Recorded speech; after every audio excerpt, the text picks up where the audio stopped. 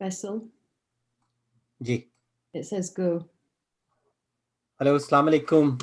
Assalamu alaikum, everybody, all brothers and sisters. Welcome to Ramadan Radio. You are listening to live broadcast from London at on 87.9 FM. If you want to watch on Facebook, go to facebook.com/Ramadan Radio London. Once again, we are broadcasting live from London. This is Ramadan Radio 87.9 FM. If you fancy watching us on YouTube, we are live streaming on YouTube as well. So just go to YouTube and search for Ramadan Radio London. You should be able to find the channel, and do not forget to subscribe. That way you will get notified for all the good programs that are on every now and then. The last thing is the website, which is ramadanradio.london.org. This is also going live over there, so you should be able to listen on that as well. Okay, so let's begin. My name is Faisal Talpur, your host for today. For the next hour, we are going to be discussing something which is very interesting. The topic of today's program is how to scale your business during the pandemic, or how to scale a business during the pandemic. I've tried to do this in a different way to most of what is out there. What we are going to present today is going to hopefully be a case study, which is a real-time case study of somebody who I know, who is actually a client of mine. But we have ended up becoming very good friends over the last 2 years. We've known each other. I just thought I should bring something which actually has been happening in a business, and how this business is going places. So because from the point of view of just general information, how to grow your business, I think this is going to be a lot more informative, and the ideas are something which are core ideas, which are something which, these ideas basically you can literally implement in your business. Typically what happens when there is a shift in the market, there is the economy, of course, suffers. What that does is that it brings about a lot of business carnage, and a lot of businesses disappear. Now, we have got great examples of, Brexit. We have got great examples of 2008, 9, 10 recession. And recently we have got this global pandemic situation going on. And what happens is, of course, these issues, these problems always will be there, because economic shifts and other shifts you cannot unfortunately control. But what you can control is your reaction to that. So when there is an external economic shift, how would you as a business adapt or pivot and make sure that you sustain and continue to remain in business? And that's what the show is all about. So without further ado, I would like to introduce our guest for today, Bilkis Mahmood. She is the CEO and founder of a law firm. They are based in Leeds. The law firm is called Blackstone Law. Once again, Bilkis Mahmood, CEO and founder of Blackstone Law. Assalamu alaikum, everybody, in Ramadan Mubarak. I know we're almost nearing the end, but for the remaining of the last 3 or 4 days, I hope the rest of Ramadan goes really well. Thank you, Bilkis. And basically what we are going to now move towards is, let me perhaps say a few things about Bilkis before we move into the real meaty discussion of the show. Like I said, Bilkis and I got to know each other around April 2019. So it's been about 2 years, almost about 2 years, just over 2 years. And she is an award-winning solicitor, an amazing entrepreneur. She has been, she's got 42 years of work experience. Decided to start her own business around 2010. So she's been an entrepreneur for about 11 years, and somebody who really likes to only look forward and achieve different things. She has won several awards. She has, sorry about that. She has won several awards, and she has been. Let me bring this down.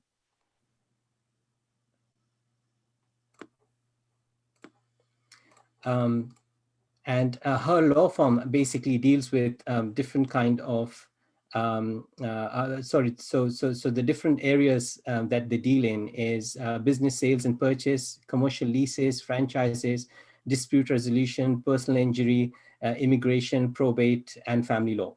Bilkis, would you like to mention a few things about yourself, and then we move forward? Okay, as Faisal said, he's got it slightly wrong. He said 42 years. I think it's about 46 years, or around about 46 years. So just in terms of my background, it is very varied. My first job was a tax officer. So I worked for the civil service for 5 years and then left the civil service to start my family. Then I worked for the local authority for 18 years, and my commitment and inspiration has always come from my father. And so when I started working within the local authority, I was very keen to work on projects that weren't traditionally, where a lot of particularly Asian women weren't allowed or weren't encouraged to do. So I did lots of youth and community work within the local authority initially, taking young girls away, young Muslim girls away on residential weekends. And we did a whole load of outdoor sports, including potholing and rock climbing, which going back all those years ago was something very, very different and not necessarily encouraged by the Asian community. But however, I got, a lot of encouragement from people that I knew. And then within the local authority, I worked within community development. And then finally, I went into positive action training, setting up some very innovative training programs, including setting up trainee solicitor schemes, quality surveyors, teachers training, nursery nurses, running training schemes for disabled people. And I had a 98.8% of trainees actually succeeding and getting jobs in the areas that they qualified in. And during that time, although I was working full time, I had always studied part time. And I wanted to qualify as a lawyer, but I didn't go straight to university because I got married and had children and then went back to education. But in the meantime, because I was in training and management, I completed my management qualifications, so which was the certificate in management, the diploma in management, the MBA, and then cross-transferred and did my law qualifications. And whilst I was doing my law qualifications, I was very committed in terms of just looking at where there was the glass ceiling, not just in terms of Asian women entering into the legal profession, but just Asian people per se, or Muslim people per se, getting into the legal profession. And there was a real disadvantage of people actually getting training contracts. And so my commitment has always been to aspire and encourage other people, generally Black and ethnic groups, into working into professional areas of work. And I've been very, very successful, alhamdulillah, in getting people on those rungs of those ladders, wherever they've been. And so that commitment to encouraging people to grow and develop and go into careers which weren't traditionally encouraged within particularly the Asian community. And then whilst I was studying full-time, I was working full-time, and alhamdulillah, I did all my qualifications. I worked for several law firms, including what's called a Legal 500, which is one of the top law firms. And in 2009, I was made redundant. And at that age, and I was getting on a bit, I thought, should I apply for a job or should I just set up a law firm? So I contacted somebody that I used to manage, and this was during the recession. So it was a very difficult decision to make. And I had two options: either apply for another job, and I've been very blessed because every job that I've applied for, I've got. But then I thought, well, I'm nearing 50 odd. Should I apply for another job, work in the legal profession for another 10, 20 odd years, or should I set up my own law firm? And this was during the economic depression. I decided to set up my own law firm, very ambitious, without a client, without a website, without anything at all, and set up with this colleague of mine. And, you know, alhamdulillah, within the first year, I'd attracted a paralegal. He came to work for me. We took on a very heavy duty High Court Chancery case. And we've had our ups, we've had our downs, not in terms of dynamics within the members of staff, but in terms of what was happening economically and the changes in the legal market. But, you know, we've survived. And then in 2019, I came across Faisal, and you know, we can discuss that, how we got to know each other and how we've been working for the last 2 years. But so I've had a very, very different journey. I've done lots of different things in my life, and inshallah, I will continue to do lots of different things in my life, although, you know, God willing. Absolutely. I mean, I guess everybody watching and listening will probably understand why I got inspired and motivated when we started talking to each other, Bilkis. So I think you know, your background story is amazing, and what you have been able to achieve so far is absolutely amazing as well. Would you please tell the audience how we got in touch? Yes, I'm part of a WhatsApp group, and Faisal was in that group, and he posted a video which I watched, and it was, I think I must have been about 30 minutes, 40 minutes video. And as I was watching it, and this isn't about bragging in any sense whatsoever, but because whilst I was watching this, I thought, yes, this person knows what he's talking about. Now, as I've said previously, I've done an MBA, so I was aware of marketing, about all the strategies that can be employed and deployed. But whilst I was watching this video, I was listening to what Faisal was saying. And I'm sure everybody will have come across, or somebody will have come across, some people in their life when you think, no, this doesn't make sense. This person is just bragging, or it's just all words. But because of the strategies and the way that he was explaining what he does, I was really taken about the content and the way he delivered this 30, 40 minute video on this WhatsApp group. And at that time, I thought, right, I'm going to contact him. And I did. And we made arrangements to have a telephone call. And strangely enough, we'd set a diary, a date in my diary, excuse me.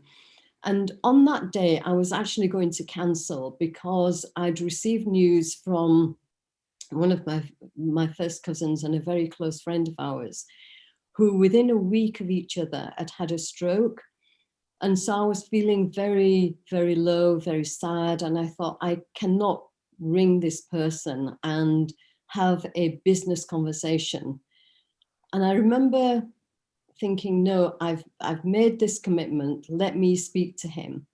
And I can't remember whether he called me or I called him, but we started speaking something like 7, 8 o'clock, and we were on the phone for about 6 hours, and the telephone went on, well, it was way past midnight, and we just talked about business, we talked about, and there was this synergy straight away because he understood where I was coming from. And I will never forget, Faisal, and I don't know whether you can recall, excuse me, but you asked me two questions. And those questions are still very, very profound questions as far as I can recollect. And I would say, and one was, if you had to close your business, what would go through your mind and how would you feel? And if you could do anything and you wanted to expand, what would you do? And it really got me thinking in terms of my own business and the strategies that I could employ, but it just opened up a whole different arena of possibilities. And I suppose I was thinking, okay, because it's such an open question, it gives me the time to explore lots of different avenues that I want to explore over so many different things that I've wanted to achieve for the law firm.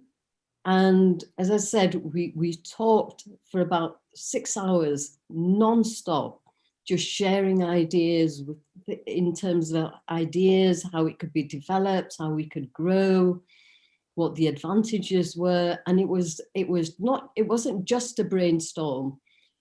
There was a lot of depth within that conversation. So that was 2 years ago, and that's history because we've moved on since then. And as Faisal said in his introduction, it's not just now a business mentor relationship. We're friends, we can call each other. If I need any kind of advice, I know he's at the other end of the phone, and I know he will give me his honest, his very open opinion all the time. And if I'm thinking something, I will call him and he'll say, no, I don't think that's a good idea, or I think this is an excellent idea. Yes, and it can be developed and it can grow and we can expand on this. And and it's always about sharing those particular ideas. Yeah, absolutely. Now, let me give you my version of why we went on to talk for such a long time. I usually try and keep it short, but the amount of enthusiasm that I could sense, the energy, the enthusiasm, the inspiration, the motivation, I mean, you were prepared to take on the world, right? And I absolutely love that. So when I'm talking to somebody and somebody's so passionate about getting something done, and they don't want to know, any other reason why they shouldn't be doing it, and they just have got a very focused thinking that this is my mission, this is my target, this is my goal, this is my objective, and I'm willing to do anything that I need to do to achieve it. That's exactly what I sensed in you, Bilkis, which is why it was very easy for me to make the decision to work with yourself, and B, for me to and it takes me a lot to get motivated and inspired by somebody, and it was inspiration from the word go, because I'm like, my God, if this lady, well, over the last 46 years has achieved what she has achieved, and especially over the last 11 years while she's been running her business, she has achieved what she has achieved. This is absolutely incredible. And if she needs a little bit of a push, a little bit of a hand, and perhaps that particular kind of expertise that I could perhaps bring to the table, then why not? And I think that's where we gelled and we moved forward. So in our roadmap to growth is what I would like to perhaps call it. What was the first thing that we decided to go? So this is for the benefit of the audience. So I'm trying to now perhaps lay out our journey step by step as to what. So obviously I came into your world and you came into my world 2 years ago, right? Before that, you had achieved what you had achieved. Yeah. But on up until now, what we have managed to achieve in a bit of a sequential order. So what was the first thing that we decided to do? Do you remember? Well, we've discussed so many variables, so many options, and it's about pinpointing. But I remember just having the brainstorm Yeah. and saying, okay, what do you really want to do? And I suppose from the very initial conversation and then developing those particular ideas was very much to expand, and not just to expand in Leeds, but it was to expand nationally and to expand globally. Yeah. And in one sense, I was a little bit apprehensive because it was a small firm. And as far as I was concerned, I was still quite a novice in business because I've always worked in the civil service, whether it's, you know, there's the mainstream civil service. And it was taking that big leap, sorry, and having that leap of faith, not just in myself, but putting that trust into somebody that I didn't know, and I hadn't met him. I hadn't met Faisal. It was telephone conversations, you know, repeated telephone conversations. But because of the trust and the rapport that we built up over a period of time, and because I understood that this person was then going to guide me and assist me, I felt very comfortable. And I thought, well, with his experience, he can assist me in taking the firm that I have and taking it to the global level that I wanted to take it. But I didn't have the knowledge or the mechanics to be able to do that and to put that into place. And so therefore I was reliant upon Faisal to assist me in that process.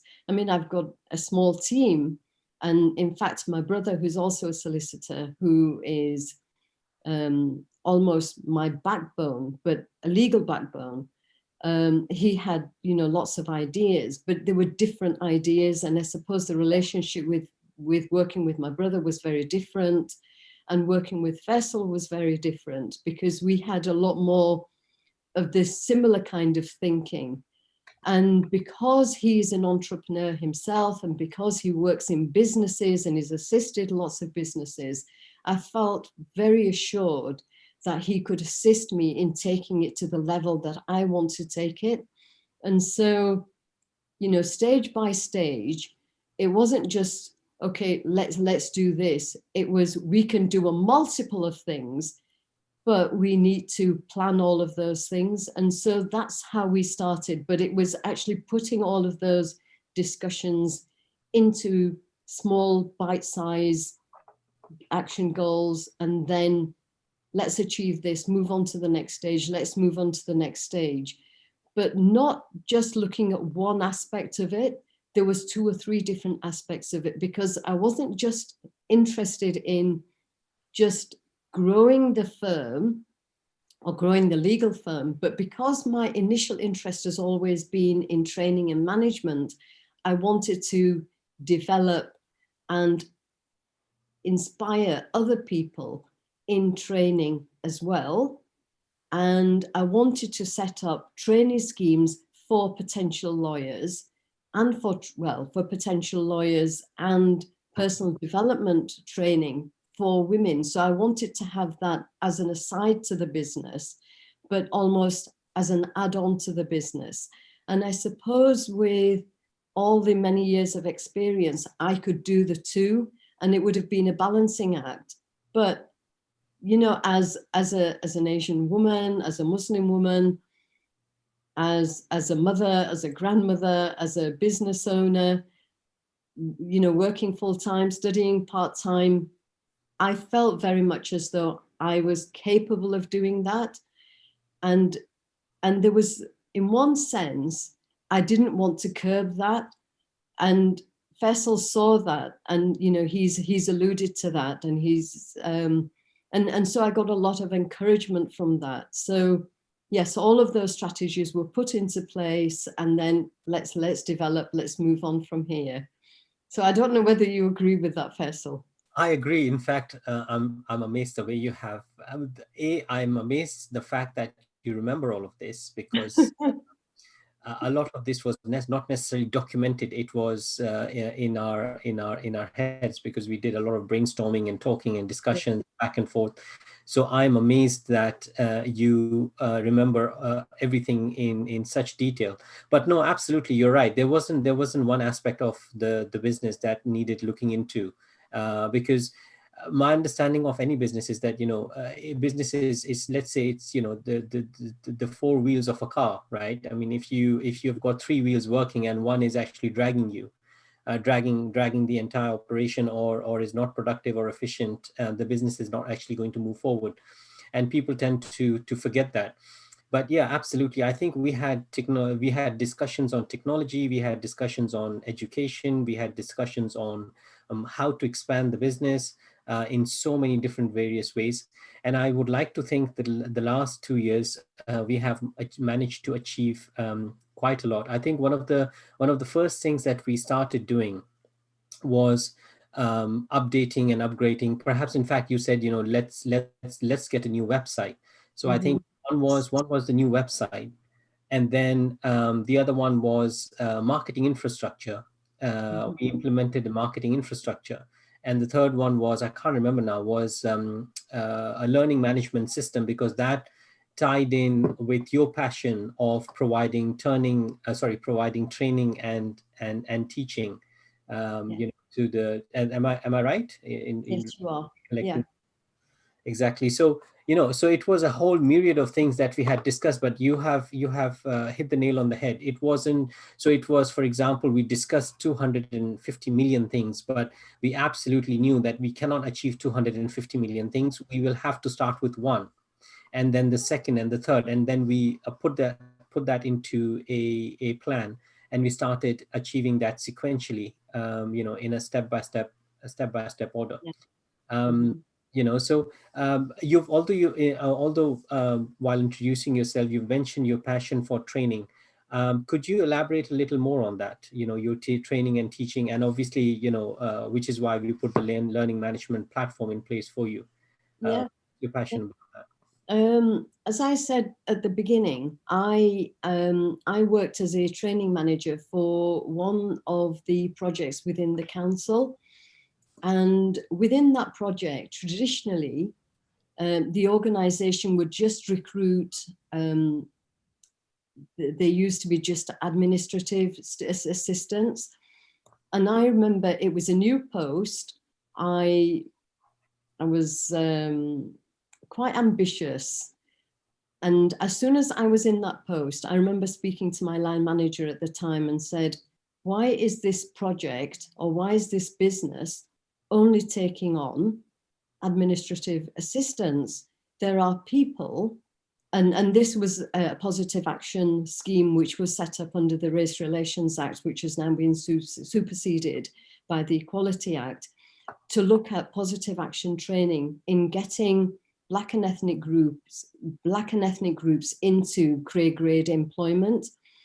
And all this organization had been doing since 1975 was to take on admin staff. And I just said, no, there are people who have got masters, who have got PhDs, and they are well equipped to get to enter professions which are much more professional and at a senior level.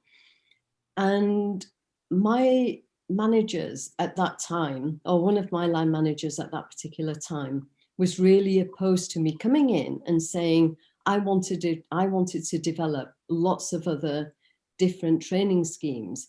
But because my interest has always been in law, I was really keen to set up solicitors training schemes. And the organization was really adamant and really opposed to me setting up this particular scheme. I went against the grain, I went against my managers and said, I'm going to do this whether you like it or you don't whether you don't like it. And I remember getting a budget of, it was £500,000 at that particular time. Wow. And they had 30 trainees, and I needed to use that £500,000 to train those 30 people. Wow. So what I said was, I'm not going to use that £500,000 to train 30 people. I'm going to reduce the numbers within that same budget, but I'm going to take on trainee solicitors and surveyors and teachers and really decrease the number. And I remember going to the finance officer within the council and saying, right, I need my budget to be increased because I want to deliver these particular projects. And although I wasn't physically delivering the projects, I was devising the training plans with the senior personnel officers and with the directors of within the council. And they were all taken aback thinking, well, no, we've always trained admin staff. And I said, well, look, that's history. I'm not interested in what you've done. I'm in this role and I want people to get into career grade employment.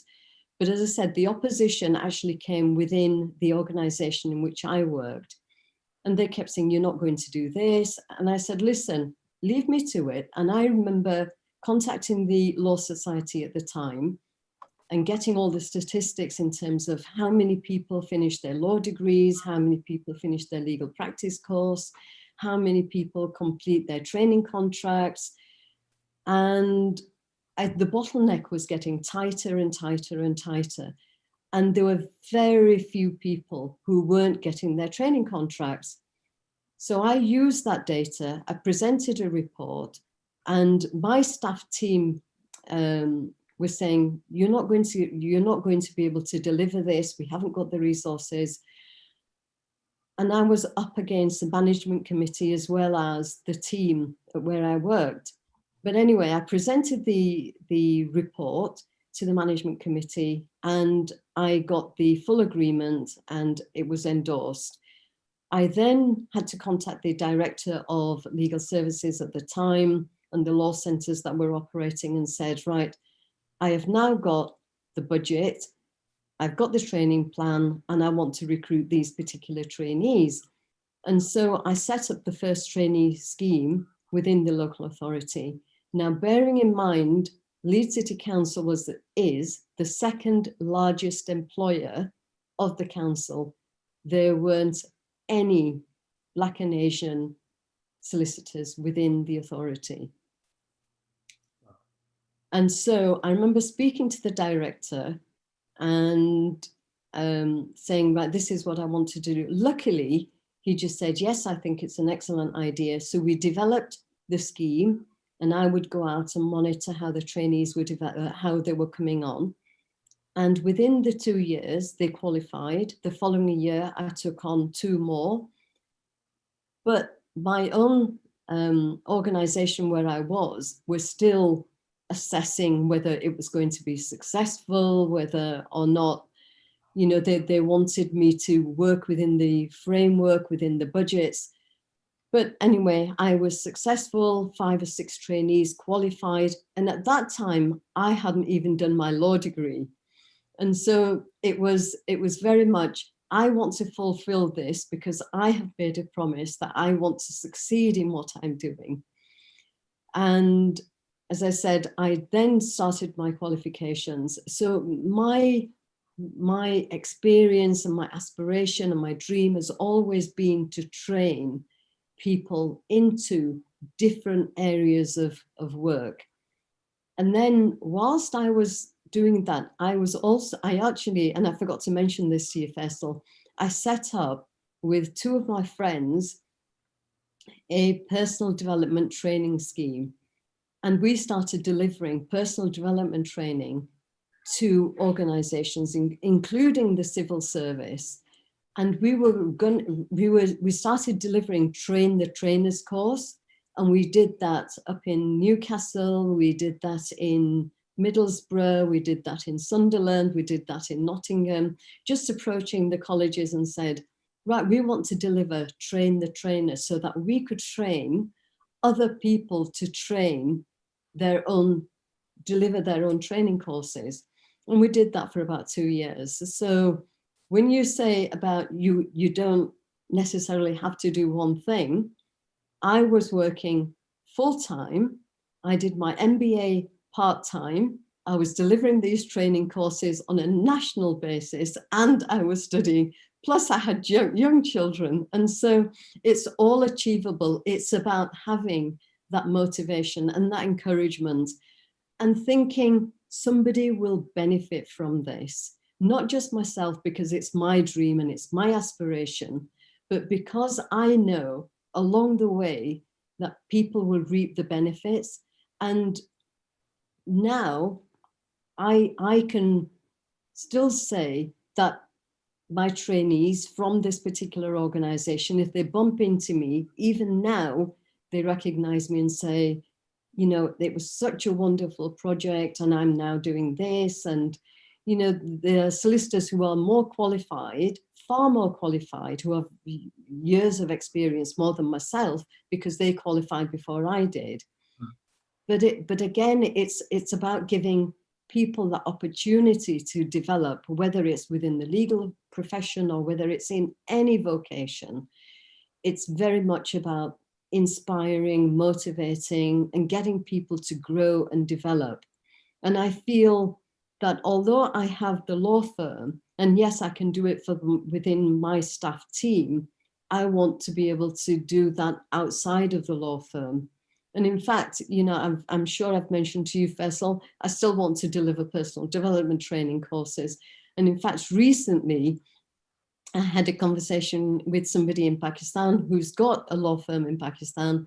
And I was saying, you know, what would the lawyers in Pakistan, particularly women, what would they benefit from? And they said personal development training.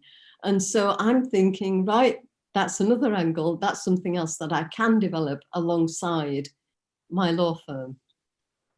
So I know you only asked me a very small question. I've just expanded upon that.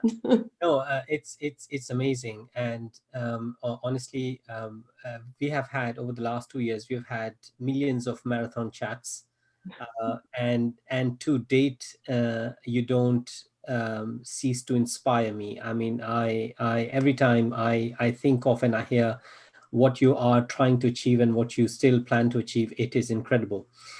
Okay, let's just go through some of the other areas of growth that you have been able to achieve in the last 2 years. So the other one, we'll have to go through them fairly quickly. We've got 14 minutes left. Okay. Our producers has just warned us. Okay, so growth in terms of service provision. So let's literally just talk about some of these, maybe a minute each.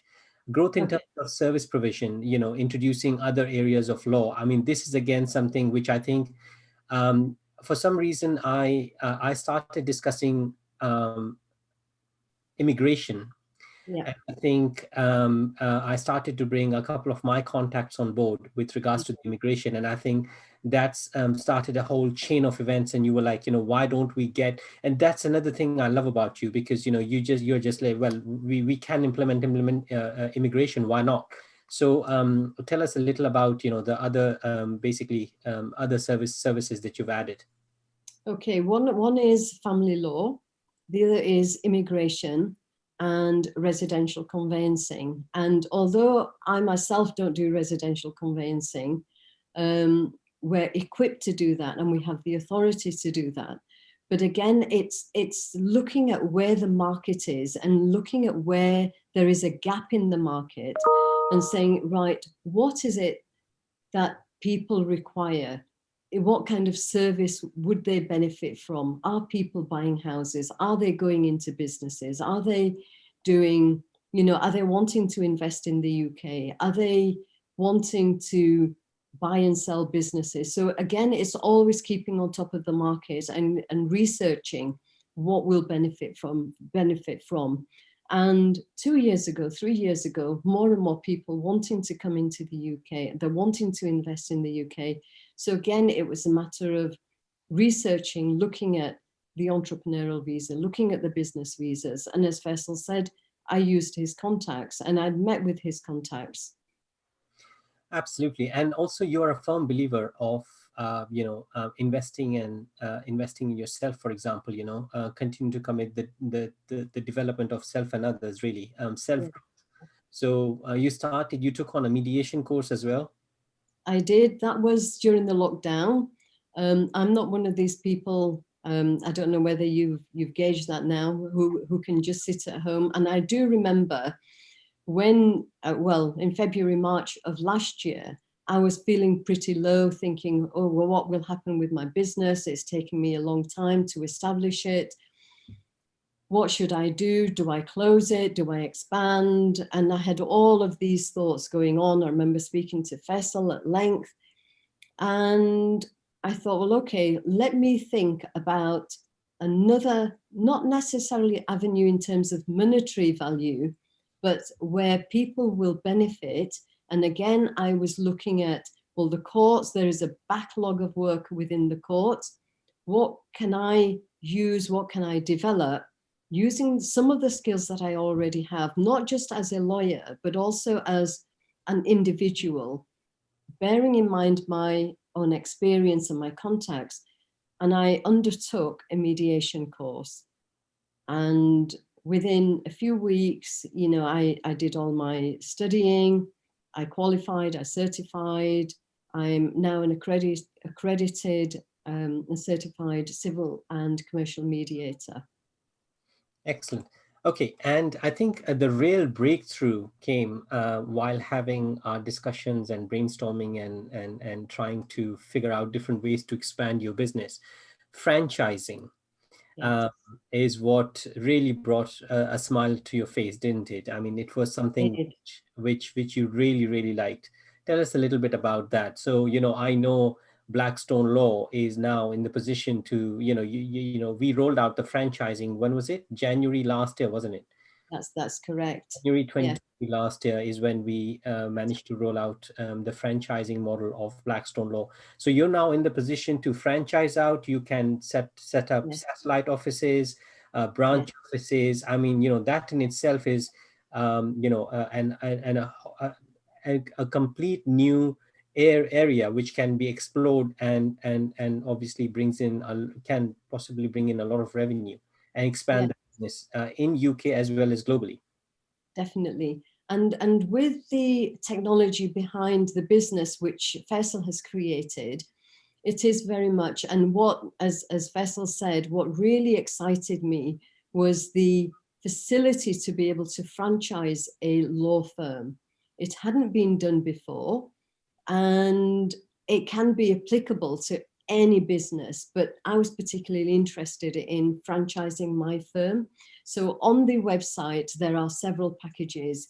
So you can franchise at different levels, but again, it's, you know, I could offer consultancy to a law firm wishing to set up, but again, it's taking anybody who's interested through the actual process and through the steps, saying, I can assist you with setting up your own law firm, recruiting, giving you the know-how, the precedents, helping with the indemnity insurance, helping with the business plan, helping with the professional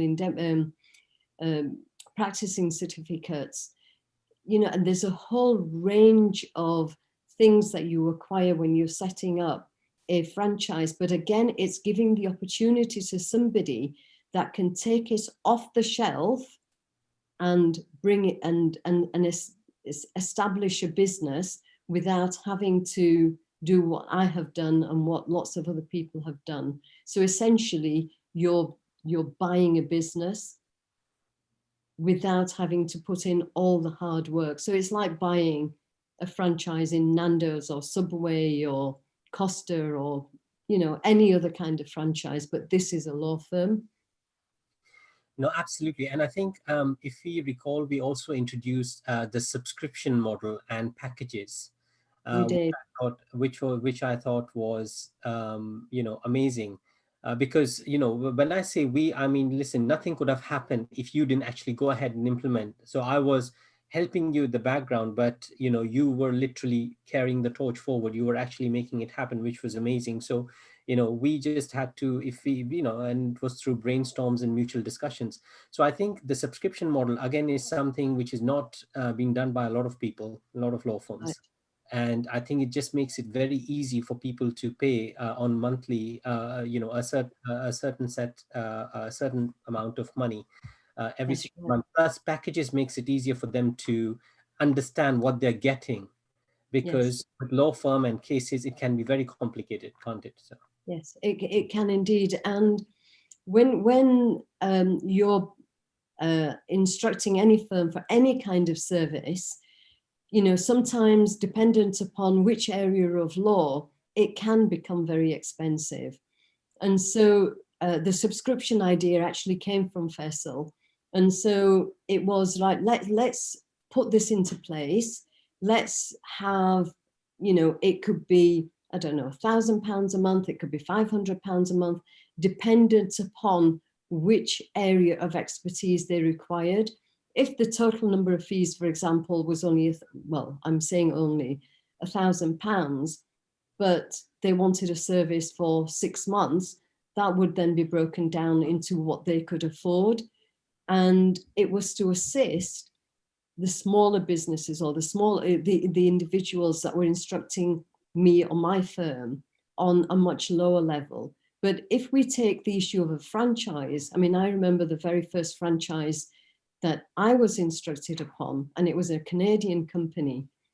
And I hadn't done a franchise before. And I spent one whole week from 9 o'clock in the morning, sometimes till 8 o'clock at night, going through this franchise agreement. And it was thousands of pages, thousands and thousands, but I'd quoted him a set fee.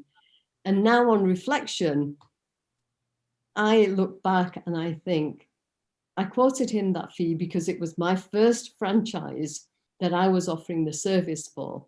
And now I think that will never happen again, because I spent 5 days, 5 or 6 days from 9 o'clock till 8 o'clock reading through this document and having then to retranslate it almost into English, because the legal jargon was very different.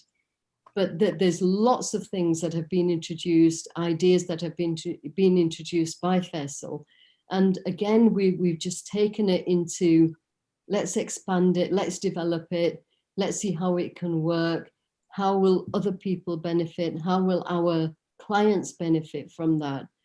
And so, yes, all of these things have been some of those things have been initiated by me. A lot of those ideas have been initiated by Faisal. And that's why I think it's important that you have a business mentor that you can rely upon, that's going to be non-judgmental, and that will give you the support that you need in business.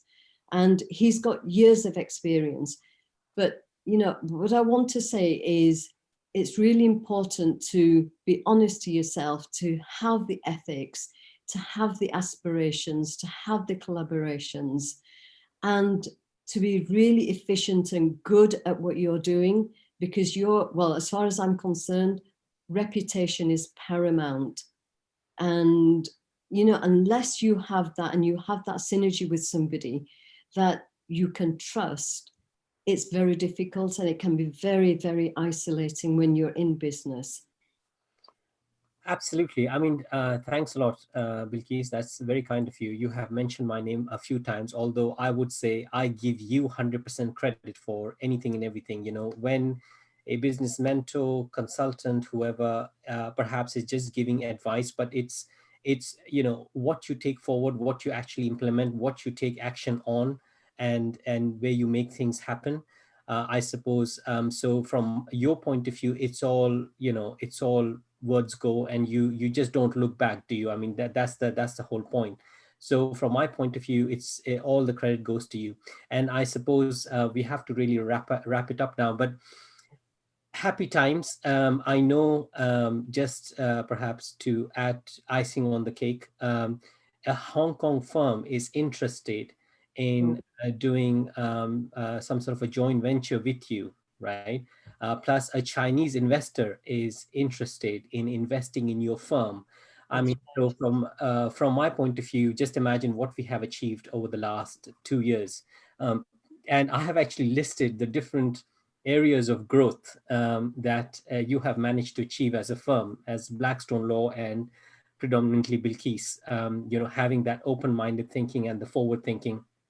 So growth through additional service provision, okay? growth through technology, growth through money-making models, for example, subscription and providing packages, growth through self-learning and self-development, growth through expansion models like franchises, satellite offices, branch offices, growth through distributed and remote work structures, right?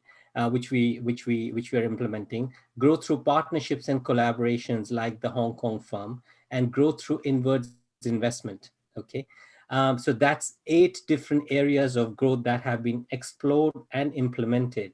Once again, I would say literally, by Bilkis. So, and mind you, what the real takeaway here is that all this has happened in the last 2 years, especially over the last year when we have been in the pandemic. Okay, so there is no excuse for anybody to turn around and say, well, it's pandemic and I cannot run my business and I cannot grow, or I can't do what I'm supposed to be doing. Like I said right at the earlier on, that how you react to situations is all upon yourself, right? So the last 2 years, 8 areas of growth is what Blackstone Law and Bilkis Mahmood has been able to achieve, right? So I'm going to have to wrap up.